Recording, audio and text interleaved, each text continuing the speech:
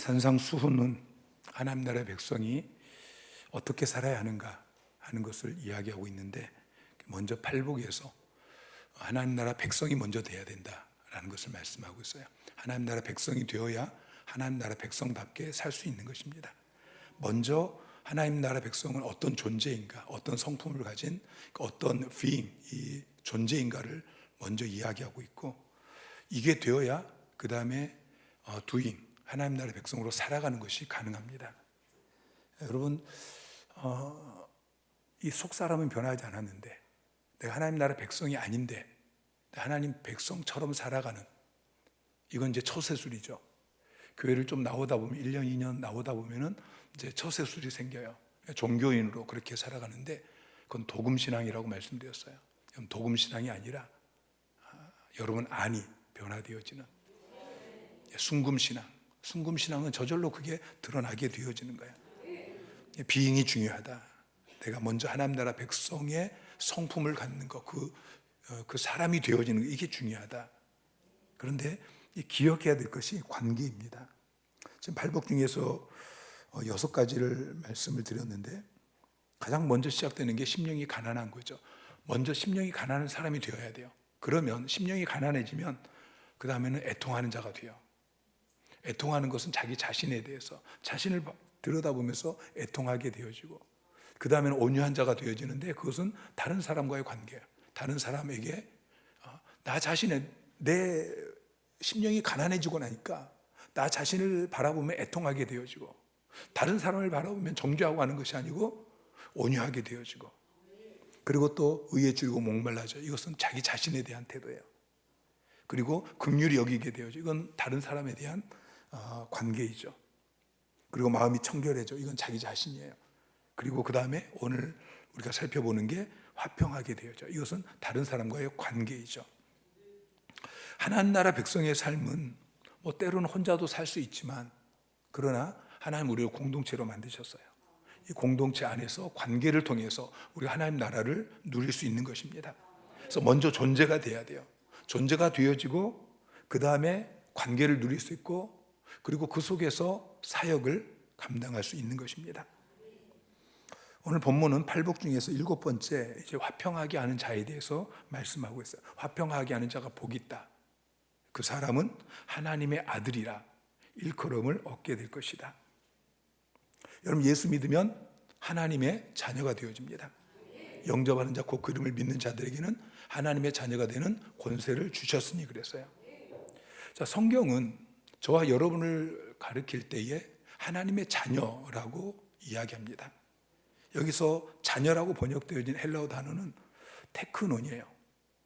하나님의 자녀, 테크논이라는 단어를 쓰는데, 오늘 본문에서는 하나님의 자녀가 아니고 하나님의 아들, 이 아들이라는 단어는 휘오스인데, 휘오스라는 단어를 테크논이라는, 성경은 계속해서 저와 여러분에 대해서 테크논이라는 단어를 써요. 하나님의 자녀라고 이야기하지, 하나님의 아들이라는 단어는 이건 예수 그리스도에게만 사용하는 단어예요. 성경에 꼭 한 번, 오늘 본문에만 우리에게 지금 사용하고 있어요. 나머지에는 전부 다 너희가 하나님의 자녀가, 아들이 될 것이다, 아들이다, 그렇게 이야기하지 않고 너희가 하나님의 자녀가 될 것이다, 자녀가 되었다, 자녀이다, 자녀이면 어떻게 살아야 된다, 쭉 그렇게 이야기하는데, 오늘 본문에는 우리 주님께 사용하고 있는 하나님의 아들이라는 단어를 사용하고 있어요. 이스라엘 문화에서 아들은 아버지의 재산을 상속받게 되어집니다. 그리고 아버지의 영향권 안에서 주인 노릇을 할 수 있어요. 여러분, 우리는 하나님의 아들이고 하나님은 만왕의 왕이시고, 그래서 우리는 주인 노릇 정도가 아니고 왕 노릇 하게 되는 것입니다. 그게 아들이에요. 갈라디아서 4장 5절에 보면은 율법 아래에 있는 자들을 속량하시고 우리로 아들의 명분을 얻게 하려 하심이라 그랬어요. 7절에 보면은 내가 이후로는 종이 아니고 아들이니, 아들이면 하나님으로 말미암아 유업을 받을 자니라 그랬죠. 그러니까 화평하게 하는 자는 하나님의 아들이라고 일컬음을 얻게 되어집니다. 하나님의 아들로 칭함을 받게 된다는 거죠. 인정을 받게 된다는 거예요. 일컬음을 받게 된다는 것은 인정을 받게 되는 거예요. 여러분, 우리가 이미 예수 믿고 구원받아서 하나님의 자녀가 되었습니다. 근데 그것은 법적인 신분이지 아직 우리의 인격이나 또 우리의 행동, 우리의 삶을 보면은 하나님의 아들로 인정이 안 되어져요. 뭐 너가 무슨 하나님의 아들이니? 사람들이 여러분을 하나님의 자녀로 인정하지 않는단 말이죠. 뭐 어떤 사람이 하나님의 아들로 인정받는 그 복을 누릴 수 있습니까? 오늘 본문은 화평하게 하는 자라고 말씀하고 있어요. 화평하게 하는 자가 하나님의 아들이라고 일컬음을 받게 되어진다. 인정을 받게 되어진다. 화평하게 하는 자를 영어 성경은 대부분 피스메이커라고 번역을 하고 있습니다. 평화를 만드는 사람이에요. 화평하게 하는 자. 이게 좀 더 쉽죠? 평화를 만드는 사람. 피스메이커. 사실 동서고금을 막론하고 모든 인간은 평화를 원합니다. 근데 인류 역사를 보면은 그 어느 때에도 또 그 어느 곳에도 온전한 평화는 없었습니다. 끊임없는 불화와 갈등과 다툼과 전쟁의 줄을 이어왔고 지금도 마찬가지인 것이죠. 세계 제2차 대전이 끝나고 나서 1945년에 인류는 그 어느 때보다도 이 평화의 필요성을 절감하게 되어집니다. 그래서 유엔을 창설했어요. 그런데 그 이후로도 인류 역사는 단 하루도 평화로운 적이 없었습니다. 세계의 화약고라고 불리우는 곳이 여러 곳 있는데요. 여러분, 지금 중동의 화약고가 폭발 직전에 있습니다. 얼마나 지금 터질지 모르겠어요. 러시아 우크라이나 전쟁이 벌써 수년째 지속되고 있습니다. 여러분, 그들이 전쟁하는 이유가 무엇일까요? 왜 그렇게 천문학적인 비용을 들이고 수많은 청년들이 죽고 그러면서 그 전쟁을 하고 있습니까? 전쟁의 이유는 한 가지입니다. 평화를 누리기 위해서요. 여러분, 테러 집단들이 테러를 하잖아요. 여러분, 테러 집단들이 테러를 할 때 그 목적이 무엇인지 아십니까? 평화를 위해서요. 자기들의 평화를 지키기 위해서. 쉽게 말해서 세상은 평화를 위해서 서로 다투고 전쟁하고 그런다는 것이죠. 예수님 당시를 표현하는 말 중에 팍스 로마나라는 말이 있습니다. 팍스 로마나, 이것은 로마 제국이 만들어 놓은 평화를 의미하는 거예요. 그런데 그 라틴어 팍스라는 단어는 무력에 의한 평화입니다. 전쟁으로 승리를 얻고 그래서 이제 평화로워지는 것, 이게 팍스입니다.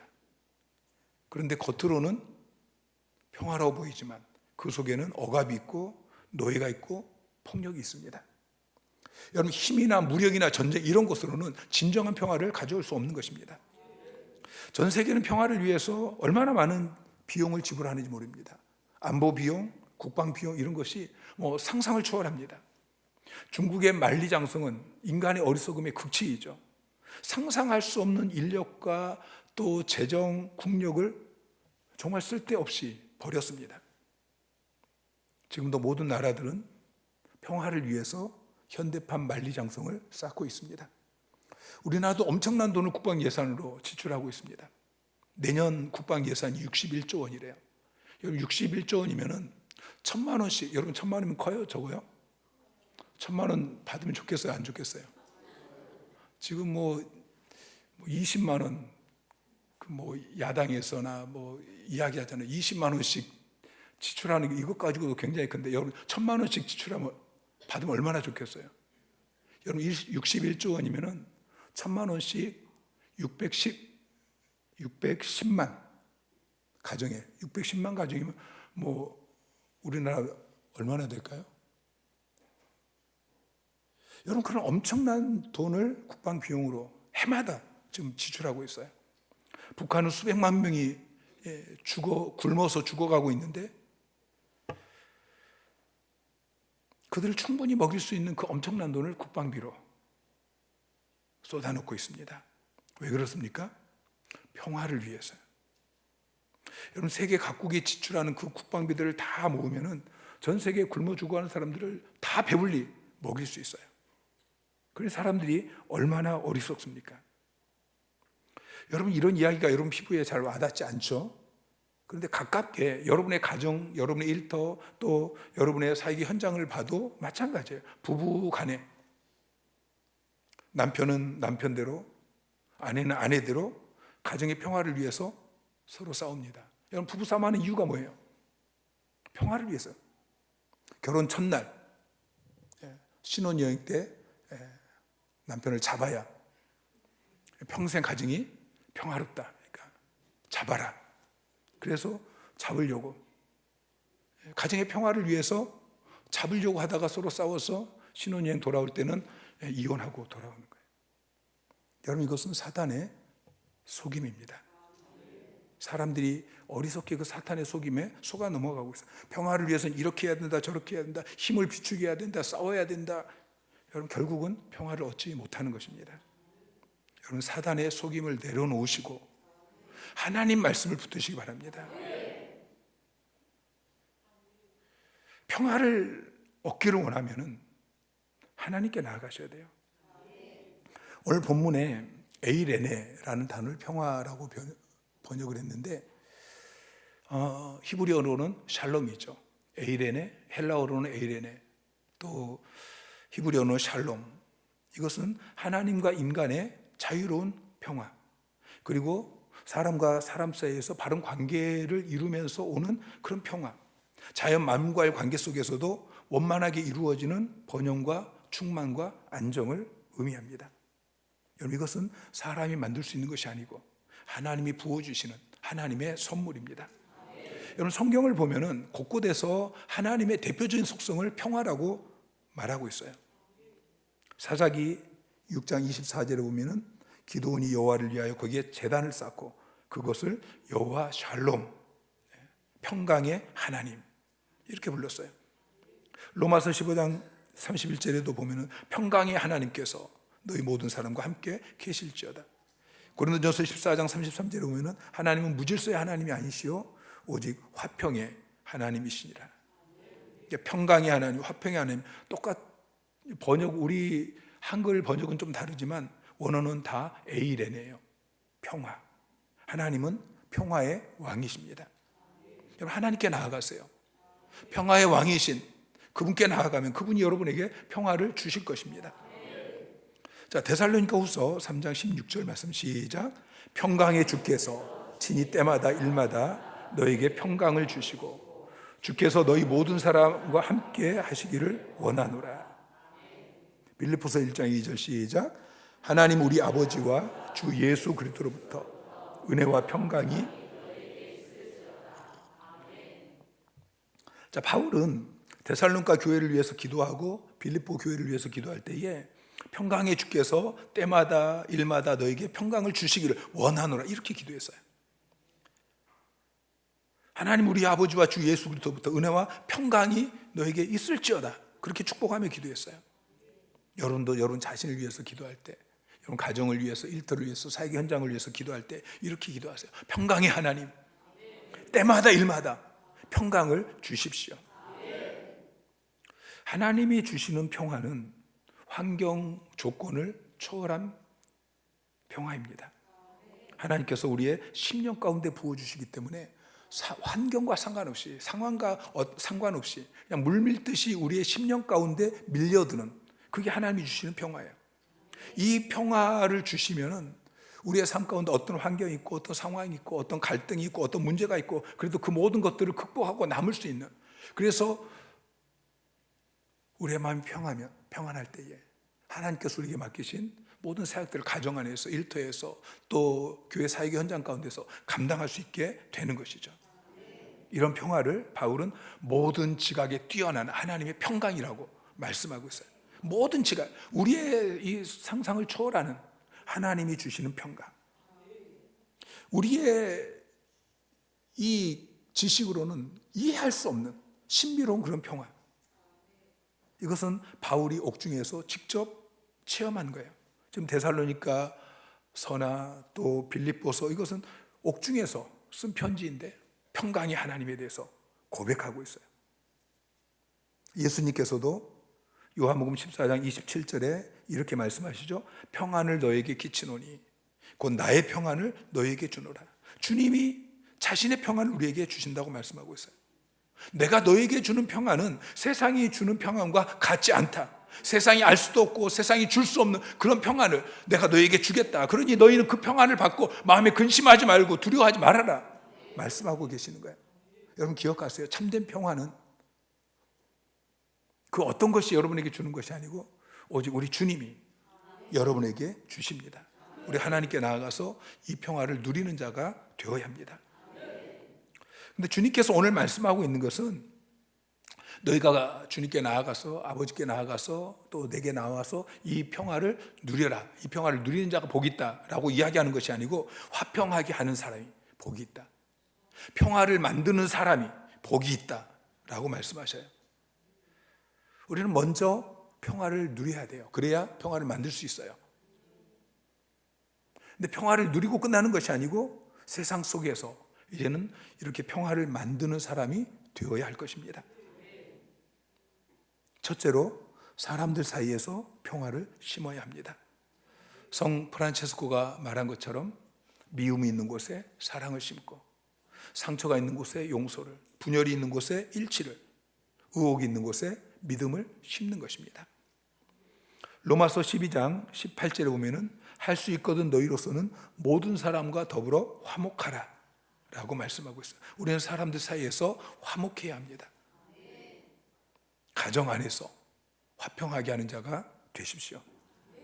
잠언 17장 1절은 이렇게 이야기합니다. 마른 떡 한 조각만 있고도 화목하는 것이 제육이 집에 가득하고도 다투는 것보다 낫다. 여러분 어떤 게 더 낫습니까? 여러분 제육이 집에 가득하고 다투는 게 낫습니까? 마른 떡 한 조각만 있고 화목하는 것이 낫습니까? 여기서는 이게 낫다고 이야기하죠. 여러분 마음 깊은 곳은 이게 더 낫잖아요. 좀 불편하더라도 제육이 집에 가득하고 이게 다른 곳에서는 정말 잘하는데 가정 안에서는 막 함부로 하는 사람들이 있어요. 여러분 가정이 가장 중요합니다. 가정 안에서 화평하게 하는 자가 되십시오.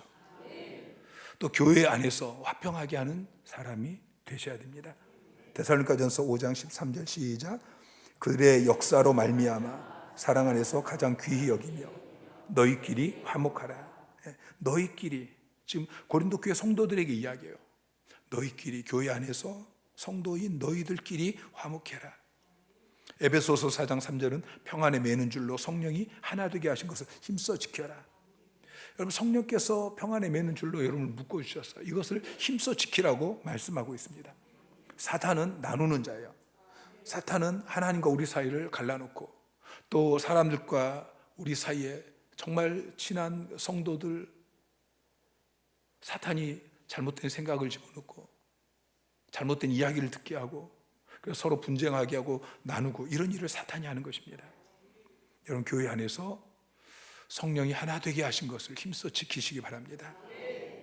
그리고 모든 사람에게 우리가 가정에서 교회에서 뿐만 아니라 세상 속에서도 모든 사람에게 화평하게 하는 자가 돼야 돼요.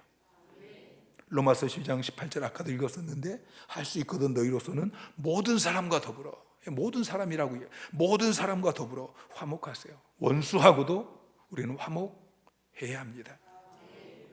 연못에 물고기 2마리가 살았어요. 그런데 서로 미워하는 거예요. 어느 날 서로 말다툼을 하다가 막 이제 치고받고 그렇게 싸우다가 결국 이 힘이 센 물고기가 힘이 약한 물고기를 물어서 이 약한 물고기가 죽었어요. 이제 혼자 남은 물고기는 신이 났어요. 꼴 보기 싫던 물고기가 이제 죽어 없어졌잖아요. 근데 며칠 지나고 죽은 물고기가 썩기 시작해요. 이 조그만 이 연못이 오염되기 시작하더니 나중에는 살아남아 있던 이 물고기도 죽게 되어져요. 여러분 가정이나 교회나 세상 속에서 마찬가지입니다. 우리가 서로를 인정하고 서로를 배려하는 그런 풍토를 가져야 됩니다. 내 의견만 내세우고 내 욕심만 주장하고 나밖에 모르는 나쁜 사람이 되어서는 안 된다는 것이죠. 결국 둘 다 죽게 되어집니다. 결자해지라는 말이 있어요. 결자해지라는 말은 묶은 사람이 푼다는 거예요. 근데 살다 보면은 결자가 해지하는 것은 어려워요. 묶은 사람이 자기 손으로 가서 푸는 것은 이건 굉장히 어려운 일입니다. 그래서 우리는 결자에게 해지를 요구할 것이 아니고 우리가 가서 풀어야 됩니다. 우리는 다 결자였어요. 우리가 스스로 죄의 매듭을 묶었어요. 우리가 풀 수 없었어요. 그래서 주님께서 대신 십자가를 짊어지시고 풀어주셨어요. 여러분, 내가 묶은 것은 다른 사람이 풀어주고, 다른 사람이 묶은 것은 내가 풀어주고, 이것이 피스메이커의 삶인 것입니다. 두 번째는 하나님과 사람 사이에 평화를 심어야 합니다. 우리가 다른 사람들과 화목하게 되어지고 사람들 사이에 화목하게 하는 그런 역할을 하는 것도 중요하지만 궁극적으로는 그 사람이 하나님과 화목하도록 해주는 이 화목하게 하는 직책을 우리가 감당하는 것입니다. 이게 중요합니다. 그것이 그들에게는 구원이고 영생이고 진정한 행복이기 때문이죠. 그래서 주님께서는 먼저 하나님과 우리가 화목하게 하시고 그 다음에 우리가 이제는 세상 사람들과 하나님 사이에서 화목하게 하는 그러한 책임을 우리에게 주셨어요. 고린도후서 5장 18절 말씀 시작. 그가 그리스도로 말미암아 우리를 자기와 화목하게 하시고 또 우리에게 화목하게 하는 직분을 주셨으니. 자, 먼저 그리스도로 말미암아서 우리를 하나님과 화목하게 하셨어요. 그 다음에는 우리에게 화목하게 하는 직분을 주시고 너희도 이제 화목하게 하는 일을 해라 라고 이야기하는 것이죠. 하나님을 떠나 있는 사람들, 하나님과 화목하지 않은 사람들을 찾아가서 그들에게 복음을 전하고 그들을 하나님께로 인도하라는 이야기예요. 전도에 대한 명령인 것이죠. 아직도 하나님을 알지 못하는 사람을 찾아가서 복음을 전하고 그들과 하나님 사이에 막혀있던 그 담을 헐어버리고 끊어졌던 관계가 이어지도록 이 전도 사역을 감당하는 것입니다. 이것이 사람과 사람 사이에서 평화를 심는 것보다도 훨씬 더 중요한 일인 것이죠. 그런데 우리가 그렇게 하려고 하면은 세상 사람들은 그게 얼마나 중요한 건지 잘 몰라요. 자기 자신이 하나님과 화목하게 되어지는 이게 얼마나 중요한지 모르기 때문에 귀찮아하고 또 혼란스럽고 그러니까 좀 제발 나 좀 귀찮게 하지 말아라 라고 말을 하죠. 여러분, 그가 그렇게 반응한다고 해서 그냥 덮어놓는 것은 평화가 아닌 것입니다. 주님께서는 마태복음 10장 34절 35절에 이렇게 말씀하셔요. 내가 세상에 화평을 주러 온 줄로 생각하지 마라. 화평이 아니요 검을 주러 왔노라. 내가 온 것은 사람이 그 아버지와 딸이 어머니와 며느리가 시어머니와 불화하게 하려 함이니라. 이 이야기는 부딪히기 싫다고, 그 좋은 친구 관계 이게 깨어지는 게 싫다고, 그 어머니에게 아버지에게 남편에게 박해받는 것이 싫다고 침묵하지 말라는 것입니다. 부딪히는 것이 지금 당장은 불화처럼 보이지만 그것이 진짜 평화로 가는 길입니다. 이건 거룩한 충돌인 것이죠. 예수님께서는 이제 팔복이 끝나면 바로 여러분에게 말씀하십니다. 너희는 세상의 빛이다. 너희는 세상의 소금이다. 여러분, 초는 자기를 불태워서 빛을 발하는 것입니다. 소금은 자기를 녹여서 맛을 내는 것입니다. 그리고 부패를 방지하는 것입니다. 밀알은 썩어져서 열매를 맺는 것입니다. 여러분이 세상에서 화평하게 하는 자가 되려면 무엇보다도 하나님과 그 사람 사이에 화목하게 하는 그 직책을 감당하기를 원한다면 기꺼이 자기 자신을 희생해야 하는 것이죠. 때로는 그 일 때문에 욕을 먹기도 하고 박해를 받기도 하고 오해를 받기도 하고 손해를 당하고 심지어는 내 정말 소중한 것을 내어놔야 되고 인류 역사 가운데 수많은 사람들이 자기 목숨을 내어놓고 그 사람에게 복음을 전했어요. 여러분, 주위를 살펴보시기 바랍니다.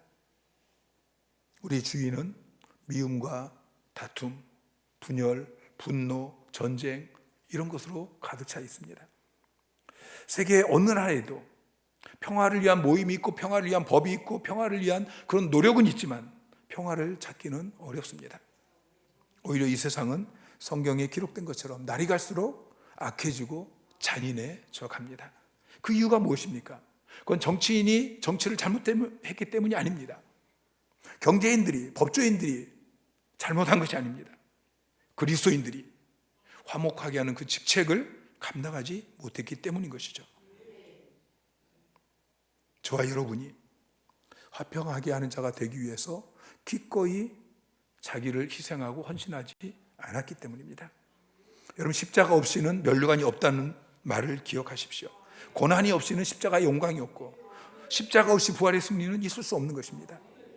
많은 사람들이 십자가 없는 영광을 바라는데, 여러분, 자기를 포기하지 않고 축복만 받으려는 것은 잘못된 생각입니다.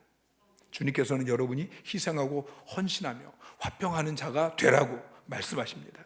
그럴 때 여러분이 비로소 하나님의 아들이라 라고 일컬음을 받게 되는 것이죠. 세상에서는 싸움을 잘하는 사람이 왕입니다.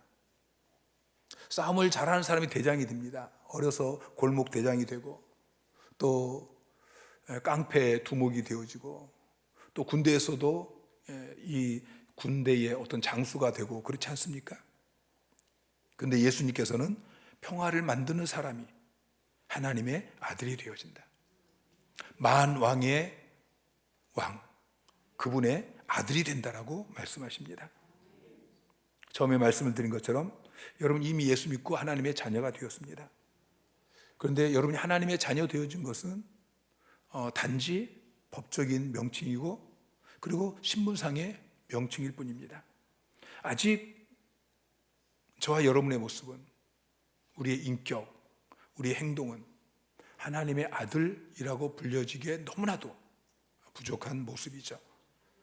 그러나 여러분이 화평하게 하는 자가 될 때에 여러분은 하나님의 아들로 인정을 받게 될 것입니다. 그리고 하나님 나라의 모든 것을 기업으로 상속받게 되어질 것입니다. 왕노릇 하게 되어질 것입니다. 특별히 전도자는 이 땅에서 100배의 축복을 주시고 내세의 영생을 주시고 면류관을 주신다라고 말씀하고 있습니다. 마가복음 10장 28절부터 시작. 베드로가 여짜와 이르되 보소서, 우리가 모든 것을 버리고 주를 따랐나이다. 예수께서 이르시되 내가 진실로 너희에게 이르노니 나와 복음을 위하여 집이나 형제나 자매나 어머니나 아버지나 자식이나 전토를 벌인 자는 현세에 있어 집과 형제와 자매와 어머니와 자식과 전토를 100배나 받되 박해를 경하여 받고 내세의 영생을 받지 못할 자가 없느니라. 베드로가 모든 것을 버리고 주님을 따랐습니다. 그러고 나서 주님께 묻죠. 우리가 모든 것을 버리고 주님을 따랐습니다.